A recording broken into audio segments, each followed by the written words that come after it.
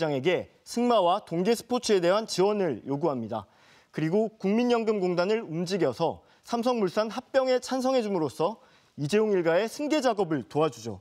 그랬더니 이재용 일가는 최순실과 정유라에게 말과 수십억 원을 지원해 줍니다. 1심 재판부는 이 과정을 묵시적인 청탁이라고 보고 이재용 부회장에게 뇌물죄를 적용해 징역 5년형을 선고했습니다. 반면에 이재용 부회장은 대통령의 요구에 따라 지원을 하긴 했지만 그것이 특정인에게 간다는 사실은 알지 못했다. 순수한 지원이었다. 이렇게 얘기를 하고 있는데요. 여기에 대한 2심 재판부의 판단이 바로 내일 나오게 되는 겁니다. 과연 이 일을 순수하다고 받아들여줄 사람이 대한민국 국민 중에 몇 사람이나 될까요? 아주 위험한 거래를 한 것 같은데 이런 거래를 할 수밖에 없었던 이유는 뭡니까?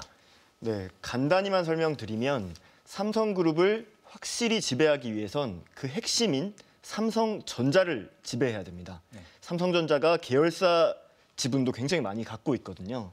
그런데 막상 이재용 일가가 직접 갖고 있는 삼성전자 지분은 아주 얼마가 안 되는 거죠.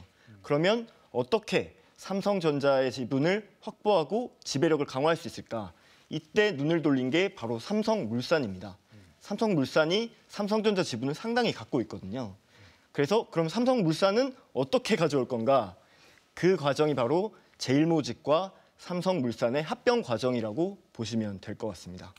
그 이건희 회장으로부터 이재용 부회장으로의 부의 승계, 그룹 지배력의 승계의 과정이라는 거 아닙니까?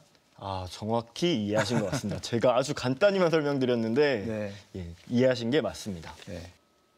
네, 그런데 상식적으로 절대 불가능하리라고 여겨졌던 이 합병을 마술 같은 일이었습니다. 네, 해냅니다. 그리고 곽동근 기자가 그 단독으로 확보한 바로 그 문자들이 이 불가능한 것을 가능하게 만들어준 과정들에 대해서 이야기한다고 하는데요. 어떤 건지 굉장히 궁금하네요.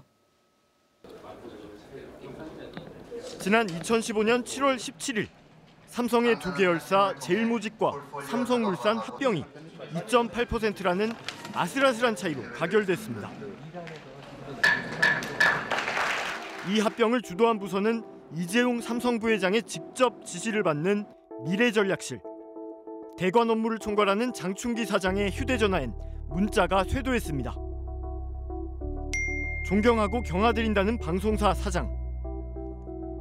만세까지 외치는 이 문자는 신문사 광고국장이 보낸 거고 재계는 물론 장관 출신 유력 인사들도 축하 메시지를 보냅니다.